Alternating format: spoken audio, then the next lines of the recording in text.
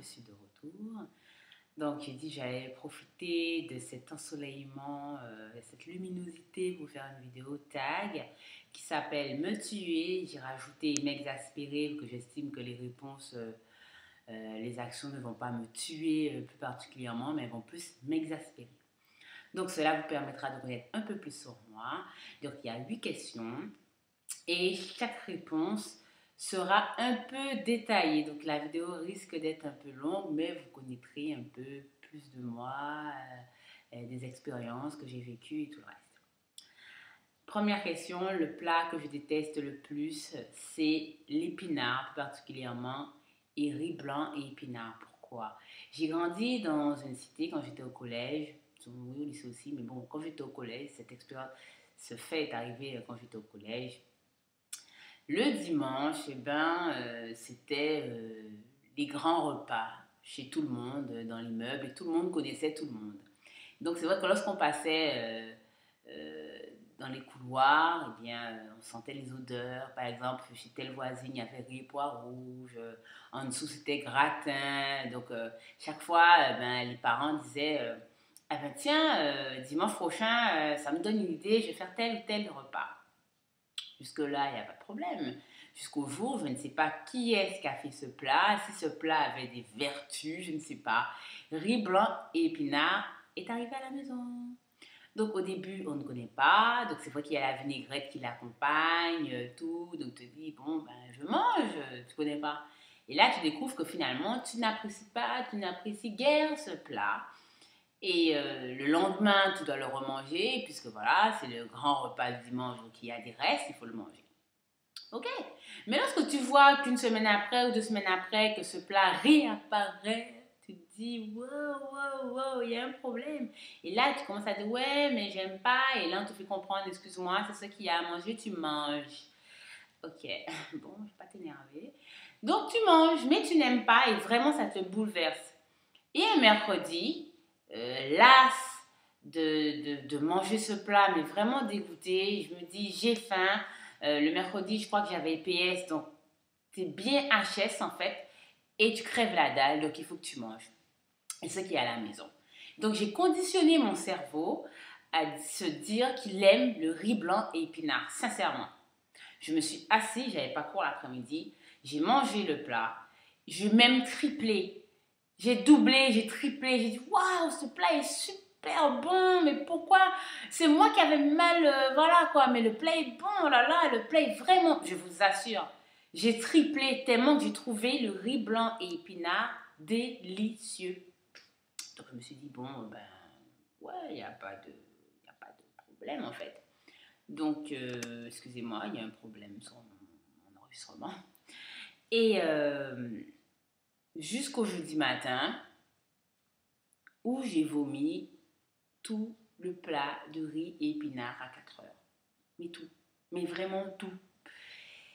Et là, force est de constater que je ne pouvais pas aller à l'école et que ce plat m'avait rendu malade. Donc, ce plat a disparu de la maison. Voilà. Mais, en tant qu'adulte, donc je finis la première question, ne vous inquiétez pas, j'ai vu sur Internet que tout le monde faisait des smoothies avec de l'épinard, des plats à l'épinard. Donc, quand j'ai fait mes courses, je dis, ah ben tiens, je vais prendre de l'épinard parce que j'ai oublié, n'est-ce pas, depuis les années collège, donc j'ai oublié. Et j'ai préparé, mais j'avais mis plein de légumes. Et je ne sais pas, le plat n'est vraiment pas descendu, quoi. Je ne le digérais pas, il est resté sans... Vraiment, il est resté ici. Je me suis dit, ah ouais, bon, j'aime pas trop. Et je ne sais pas, encore une fois, qu'est-ce qui se passe. J'ai préparé du riz blanc et de l'épinard. What the fuck, je sais pas c'est quoi le problème, mais j'ai dit, je vais faire riz blanc et épinard. Et là, quand j'ai commencé à cuisiner l'épinard, l'odeur me bouleversait, mais on oublie très très vite. Et j'ai préparé riz épinard, et quand j'ai pris la première bouchée, c'en était fini. Et c'est là que tu as un flashback et tu te dis, ah ouais, je me rappelle, ouais, non mais ça passe pas. Donc voilà, riz et épinards. Disons, le riz, je kiffe le riz, hein, mais c'est... Mais non, je pense que c'est l'épinard tout seul, mais bon, c'était... Voilà. Deuxième question, la personne que je déteste le plus. Sincèrement, avec toute sincérité, je ne déteste personne. La personne ne s'appelle pas personne, je ne déteste personne. J'estime qu'on use notre santé à détester les gens, à ruminer, à créer la molécule de la colère pour des gens et ça nous rapporte zéro, que dalle, que nenni, mais rien.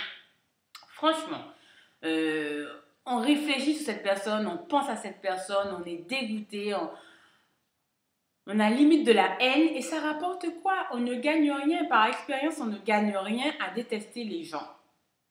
Sincèrement, je ne garde aucune rancune envers les personnes qui m'ont fait du mal, qui m'ont causé du tort, qui m'ont méprisé ou qui me méprisent jusqu'à aujourd'hui. C'est vraiment, peu m'importe, je ne les déteste pas. Voilà. Donc, je ne déteste personne. Troisième question. La musique que je déteste le plus. La musique que je déteste le plus. Je n'ai pas d'oreille musicale, mais la musique que je déteste le plus, c'est la musique que je n'aime pas et qui reste dans ma tête. Ça, c'est un truc que je ne comprendrai jamais. C'est une musique qui passe à la radio, peu importe la musique, ou qui est en langue étrangère ou en langue française, ou que je parle. Je ne l'aime pas et elle reste dans ma tête. La mélodie reste dans ma tête.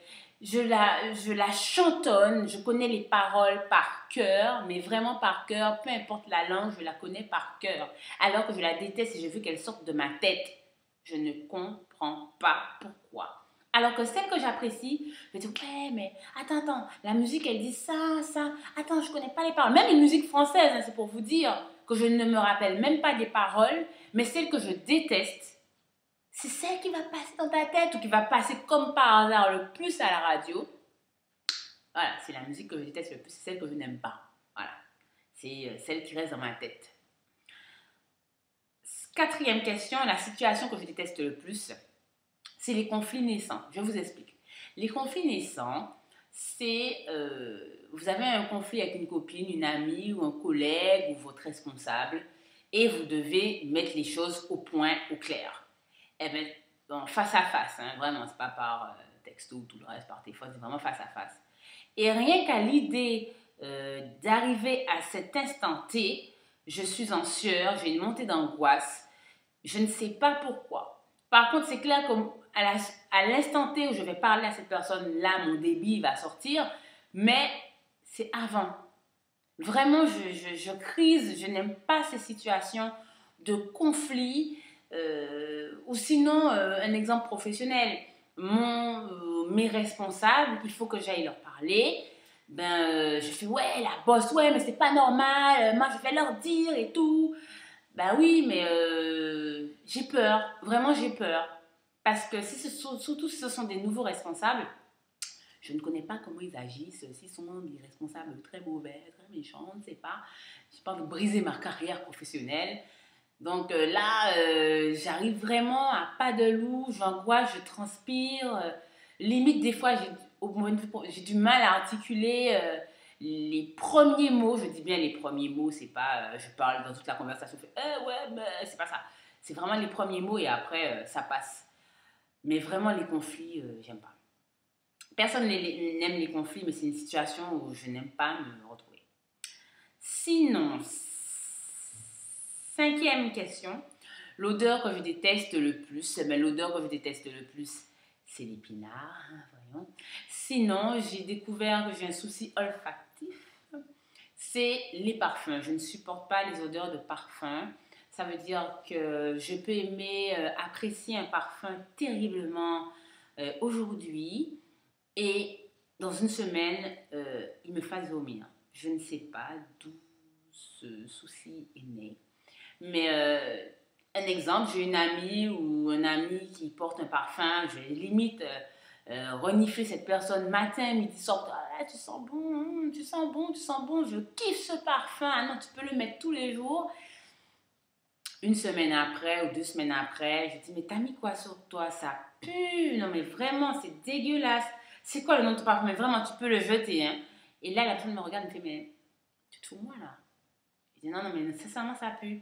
Elle me dit, écoute, ça fait une semaine que je mets ce parfum et que tu me renifles matin, midi et soir. C'est le même parfum. Et je dis, non, ça ne peut pas être le même parfum. Tu l'as changé. Tu es sûre que c'est ce que tu as pris dans ta salle de bain? Parce que sincèrement, le parfum, il sent mauvais. Tu l'as mélangé avec un autre ou quoi? Mais franchement, il a dû tourner. Hein.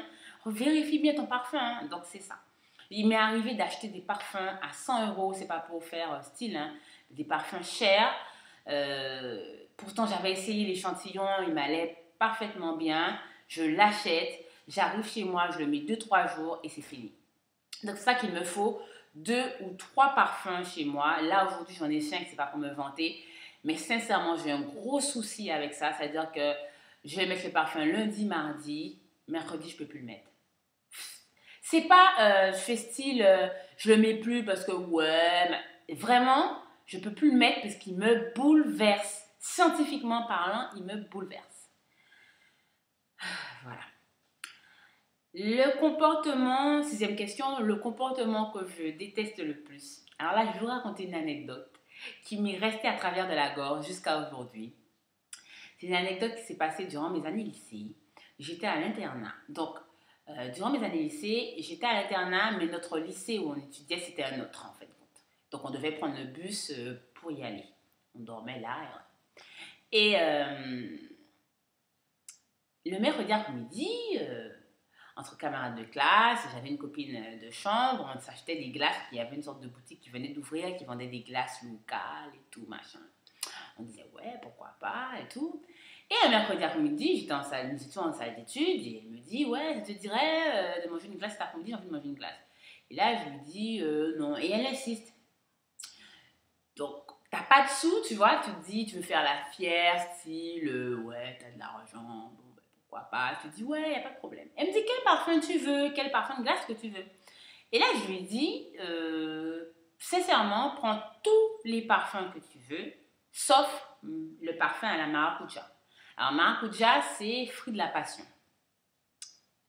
Je n'aime pas cette glace, je n'aime pas l'odeur de cette glace. En jus, ça passe, mais en glace, ça me bouleverse. Je ne supporte pas la glace à la maracuja ou fruit de la passion, si vous préférez.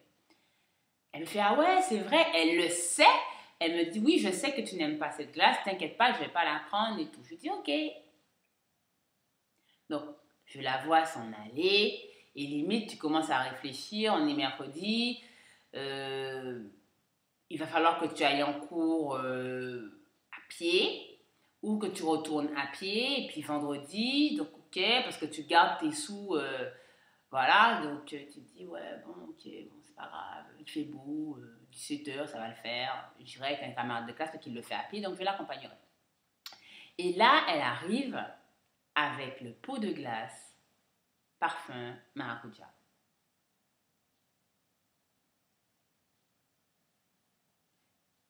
C'est une blague.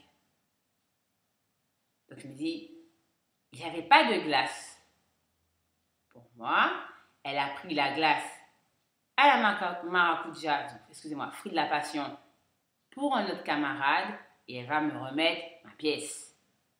Jusque-là, c'est ce qui est censé se passer.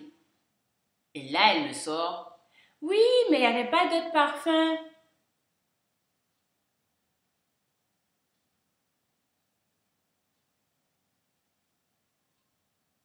Tu peux me la refaire? Non, mais sérieux, il n'y avait pas d'autre parfum.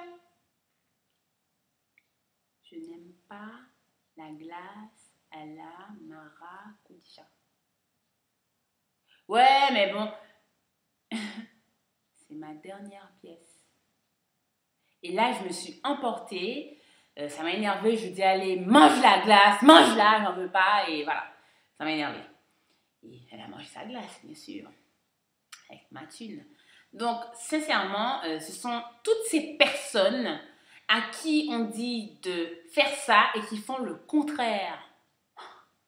Voilà. Je déteste ces personnes. Voilà. Je ne déteste pas les gens, mais cette situation-là, ça me dépasse. Voilà. Bon. Je me sens mieux, mais rien que de revivre ça, je suis déjà malade. Ensuite, le vêtement que je déteste le plus. Le vêtement que je déteste le plus, c'est vêtement qui fut très à la mode, soit été 2012 ou 2013, pas très fashion, mais c'est les vêtements de couleur fluo. Je ne sais pas si on dit fluorescent ou fluo, je dirais fluo pour faire la conversation. Vraiment, je déteste voir les filles ou les hommes habillés, les femmes ou les hommes habillés en fluo, au fluo, leggings fluo. Waouh, je déteste ça. Rose, jaune, vert, orange, je déteste. Je pense qu'il y a même des couleurs qui s'allument le soir. Je déteste cette couleur. Et vous n'allez pas me croire, avant que je parte en Guadeloupe, en février, je vais sur le marché et je vois un débardeur fluo avec des bandes gris chiné. Je me dis, waouh, c'est beau et tout. Je ne sais pas pourquoi. J'ai vraiment apprécié ce débardeur, mais en plus, un jaune fluo, mais fluo de chez fluo, mais il était doux. Je me dis, waouh, j'adore, c'est kiff. Je ne l'achète pas, puisque, quand même, le cerveau sait ce qu'il fait. Donc, je pars, je vais au travail. Mais au travail, je dis, sincèrement, hein, je suis à mon bureau, je dis, ouais, quand même, le débardeur, il m'irait bien là quand même. Je vais voir si je peux le trouver. Donc, le midi, je retourne sur le marché. Je vois le débardeur qui me regarde. Prends-moi, prends-moi, prends-moi. Je prends le débardeur, je le touche. Heureusement, quand je me mets à regarder le débardeur, et là, tu as un flashback, encore une fois. Tu te dis, mais c'est quoi ça? Non, mais t'aimes pas le fluo, tu vas pas mettre ça sur toi, là, c'est pas possible. Et là, tu déposes le débardeur. Donc voilà, il y a des choses comme ça qui peuvent arriver. Vous n'aimez pas une chose et c'est celle-ci que vous achetez. Je sais pas pourquoi. Donc moi, j'achète pas si ça vous arrive. Si cela vous arrive, vous le mettrez en commentaire. Parce que franchement, voilà, ça n'arrive qu'à moi d'être merde comme ça, mais bon, je l'ai pas acheté. Donc c'est des vêtements fluo. 8e et dernière question, l'endroit que je déteste le plus. Je ne veux pas dégoûter les gens, mais l'endroit que je déteste le plus, c'est les toilettes publiques ou les toilettes, publiques de mon lieu de travail. Je déteste ça pour la simple et unique raison que je n'ai pas envie d'arriver aux toilettes et de voir le reste des gens. Ça, c'est un truc qui me dépasse. Surtout que lorsque dans ces toilettes, il y a une petite brosse, il y a un lavabo, il y a du savon, il y a du papier pour s'essuyer les mains. Donc, qu'est-ce que cela te coûte de prendre la petite... Non, déjà, au départ, que lorsque tu tires la chasse d'eau, de te retourner et de regarder si tes petits aliments ne sont pas restés ou bien n'ont pas laissé une petite trace pour prendre la brosse, brosser tranquillement, laver tes mains, mettre du savon, essuyer ta main et sortir. Qu'est-ce que cela te coûte? Surtout lorsque moi, j'arrive en danseuse pour aller dans ces WC parce que j'ai envie de pisser, je ne me retiens plus. Et là, tu rentres dans les toilettes et tu vois un film d'horreur. Je dis non. Heureusement que mon cerveau a une faculté, c'est que lorsque je vois ce genre de film d'horreur, mon envie de faire pipi passe, mais vraiment, et j'attends le WC suivant. Sûr, je l'attendrai. Donc, en espérant qu'il soit aussi propre que celui-ci. Ça, c'est un truc qui me dépasse. Et donc, j'ai une phobie maintenant d'aller dans les toilettes publiques. Je peux passer une journée au travail sans aller faire pipi. Ou vraiment, c'est que je ne peux pas ou c'est que c'est propre. Mais vraiment, le moins où je pourrais y aller, tant que je pourrais éviter d'y aller, je n'y irai pas. Voilà. Donc, je tag tous mes abonnés. J'espère qu'ils me feront un tag vidéo. Donc, j'insiste parce que ça, je l'ai toujours dit. Je souhaite que mes abonnés me fassent des vidéos pour que je ne vois pas leur tête. Je sais qu'il y a des personnes qui n'aimeraient pas qu'on voit leur visage, mais au moins, vous pouvez faire des vidéos montage photo où on voit seulement le haut de votre tête, votre look, c'est tout. Et vous parlez, c'est tout. On n'a pas besoin de vous voir. Et il y a une voix arrière qui dit, voilà, une voix off.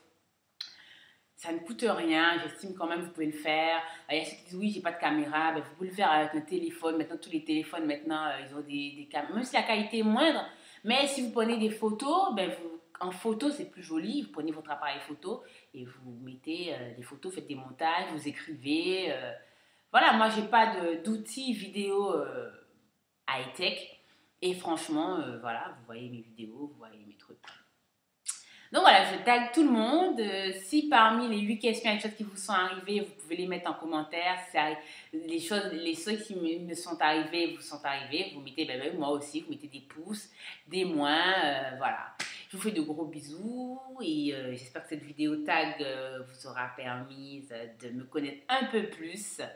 Et si vous en voulez plus, vous me dites. Et puis voilà, quoi. Elle dure longtemps, la vidéo.